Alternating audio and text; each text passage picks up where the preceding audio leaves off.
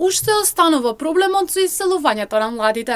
Тие по завршувањето на своето образование велат дека едината ја гледаат во странство.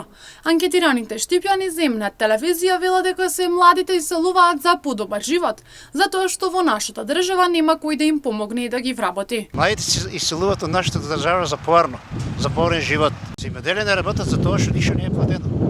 Оваа држава ништо не се плаќа, само се краде.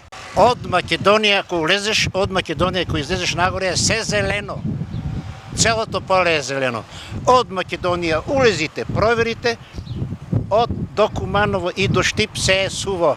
Ништо не се работи. Причината пред се е невработеността на младите. Не им се обрне внимание на младите, за да ги задржиме мора да ги запосламе, бидејќи барат од родителите. Па тај што не е работил земјоделие, нема и да работи. Треба да знаат тутунок, јас сум радовишенец. Ние у Радовиште ту садееме. И знам како се работи, а моето дете не е ни видел. Има колеги мои што заедно работеме, не знаеш што е пченица. Не е ни видел. За пари, за плата, нема работа, нема плата. Работа нема. Дека што да работи? Која фабрика работи тука? Има ли некоја фабрика? Нема фабрики, нема. Младите за тоа тражат си свое.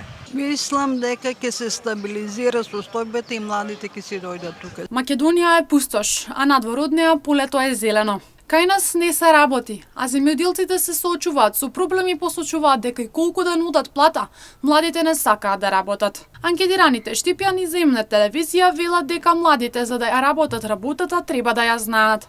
А сега има некој што не знае што е пченица, а камоли па да работи земјоделие.